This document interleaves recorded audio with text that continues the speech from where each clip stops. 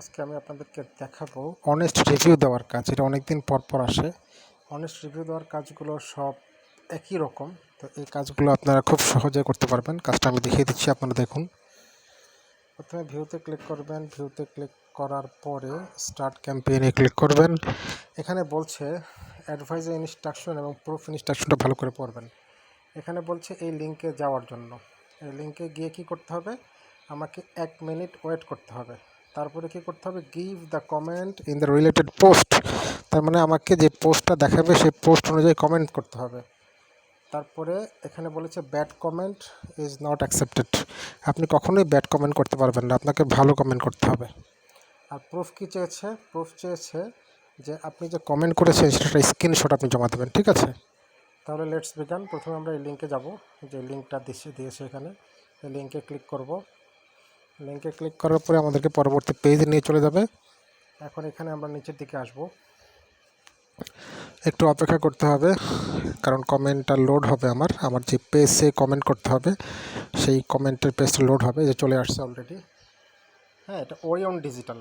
Orion digital. এখন আমি কী করব, নিচের দিকে আসব। নিচের দিকে এসে আমি কমেন্ট দেবো। এখানে click here two comment, follow the instruction. এখানে আমি কী করব, ক্লিক করবো। যে এখানে আমাকে ক্লিক করতে হবে। তো আমি এখানে ক্লিক করলাম। ক্লিক করার পরে আমাকে ডেজিগনেটেড পেজে নিয়ে চলে যাবে। তো সে অবধি আমাকে ওয়েট করতে হবে, কারণ যদি আমার নেটওয়ার্ক ইস্যু থাকে সেক্ষেত্রে আমার সময় লাগবে। এই জন্য অবশ্যই আমাকে ধৈর্য সহকারে অপেক্ষা করতে হবে। আমি সবসময় একটা কথা বলে থাকি, বি পেশেন্ট। বি পেশেন্ট অর্থ হলো কোনো তাড়াহুড়া করা যাবে না, আপনাকে ধৈর্য সহকারে আপনাকে অপেক্ষা করতে হবে। কারণ আপনার যদি নেট প্রবলেম থাকে সেক্ষেত্রে আপনার ডেজিগনেটেড পেজ পেতে কিছুটা বিলম্ব হতে পারে। সেক্ষেত্রে আপনি অপেক্ষা করবেন। দেখুন, এরকম একটা পেজ চলে আসবে। এরকম পেজ চলে আসলে আপনাকে নিচের দিকে আসতে হবে। নিচের দিকে এসে এখানে জেনারেট রিভিউ নামে একটা অপশন আছে।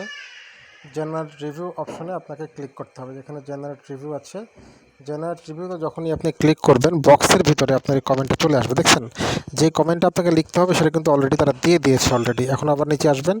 নিচে এসে এখানে কপি নামে একটা অপশন আছে। এই যে কপি দেখছেন, কপি নামে একটা অপশন আছে। এই কপিতে আপনারা ক্লিক করবেন।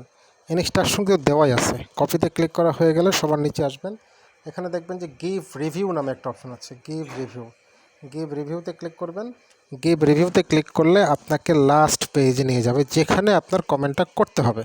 এই যে দেখুন, এখানে কমেন্টটা করতে হবে। যে এই পেজে কমেন্টটা করতে হবে, ওরিয়ন ডিজিটাল। এখন এখানে দেখুন, আমি এই পেজটাকে উপরে উঠাবো। কিভাবে উপরে উঠাবো, এই যে এখানে ক্লিক করব। এখানে ক্লিক করলে পেজটাকে আমার উপরে চলে যাবে।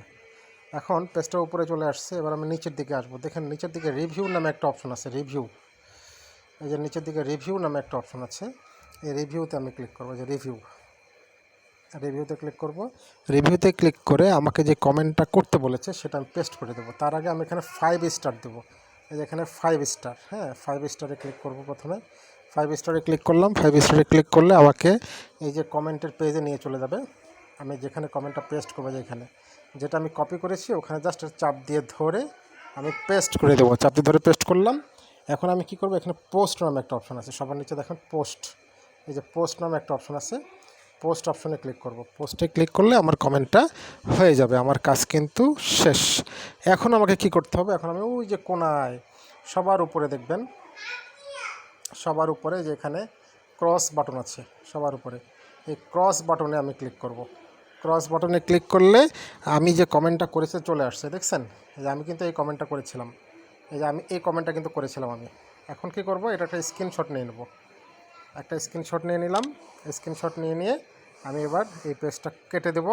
এই পেজে আসব, সবগুলো পেজ আমি কেটে দেবো। এখানে আমার যতগুলো পেজ ওপেন করা আছে সবগুলো পেজ কেটে দেবো। কেটে দিয়ে আমি টাস্কটা সাবমিট করে দেবো। এখানে বলা বাহুল্য, এই টাস্কটা কিন্তু যত ভালো করেই করেন না কেন এটা কিন্তু রিজেক্ট করবে।